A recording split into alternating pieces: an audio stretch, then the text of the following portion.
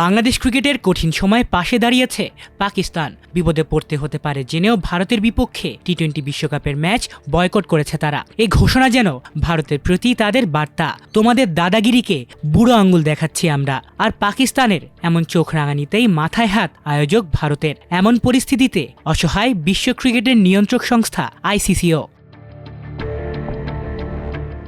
টি-20 বিশ্বকাপে ভারতের বিপক্ষে বহুল আলোচিত ম্যাচ বয়কটের সিদ্ধান্ত নেওয়ার পর পাকিস্তানকে ঘিরে বড় প্রশ্ন, এই সিদ্ধান্তের জন্য কি আইসিসির কোনো কঠোর শাস্তির মুখে পড়তে হবে তাদের? আপাতত সে সম্ভাবনা কম বলেই মনে করছেন আইসিসির সাবেক চেয়ারম্যান এহসান মানি।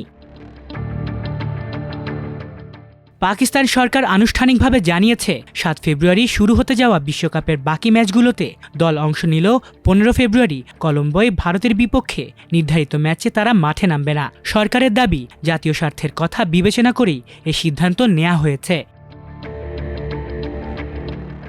এ প্রসঙ্গে এক গণমাধ্যমকে এহসান মানি বলেন, সরকারের নির্দেশ মেনে চলার কারণে পাকিস্তানের বিরুদ্ধে আইসিসির শাস্তি দেওয়ার সুযোগ কার্যত নেই। তিনি স্মরণ করিয়ে দেন, একই যুক্তিতে ভারত 2025 চ্যাম্পিয়ন্স ট্রফিতে পাকিস্তানে গিয়ে খেলতে অস্বীকৃতি জানিয়েছিল। মানির ভাষায়, এখানে দ্বৈত মানদণ্ড চলতে পারে না। পাকিস্তান ক্রিকেট বোর্ডের সাবেক এই চেয়ারম্যান আরও বলেন, বর্তমান পরিস্থিতি সরকারগুলোর জন্য ক্রিকেটীয় সিদ্ধান্তে সরাসরি হস্তক্ষেপের নজির তৈরি করছে, বিশেষ করে যখন পিসিবি চেয়ারম্যান নিজেই সরকারের একজন মন্ত্রী। তবে আইসিসি এই সিদ্ধান্ত নিয়ে স্পষ্ট উদ্বেগ প্রকাশ করেছে। সংস্থাটি সতর্ক করেছে, নির্বাচিত ম্যাচে অংশ না নেওয়ার সিদ্ধান্ত শাস্তিমূলক পরিণতি ডেকে আনতে পারে। আইসিসির দাবি, এখনও তারা পিসিবির কাছ থেকে আনুষ্ঠানিকভাবে কিছু জানেনি। তবে এমন পদক্ষেপ বৈশ্বিক ক্রীড়া আসরের মৌলিক নীতির সঙ্গে সাংঘর্ষিক।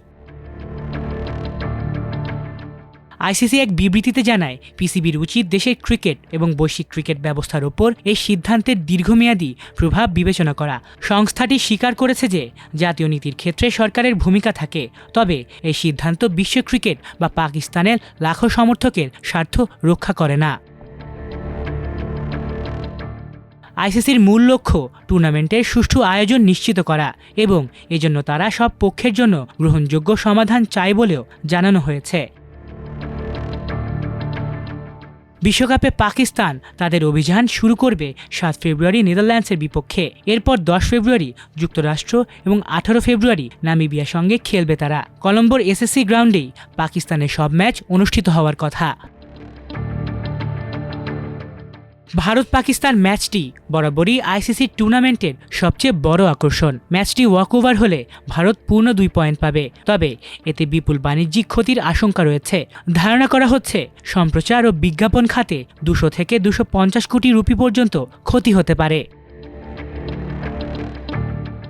আইসিসির নিয়ম অনুযায়ী ওয়াকওভার ঘোষণার জন্য টসের সময় প্রতিপক্ষ দলকে মাঠে উপস্থিত থাকতে হয়। সে কারণে ভারতীয় দল কলম্বো সফর করবে বলে ধারণা করা হচ্ছে। টসের সময় পাকিস্তান অধিনায়ক উপস্থিত না থাকলে ম্যাচ রেফারি আনুষ্ঠানিকভাবে ওয়াকওভার ঘোষণা করবেন। সব মিলিয়ে পাকিস্তানের বিরুদ্ধে বড় কোনো আনুষ্ঠানিক শাস্তির সম্ভাবনা কম হলেও আইসিসি চাইলে আর্থিক বা প্রশাসনিক বিকল্প পদক্ষেপ নেয়ার সুযোগ এখনও হাতে রেখেছে। আলিফ চৌধুরী, আমার দেশ।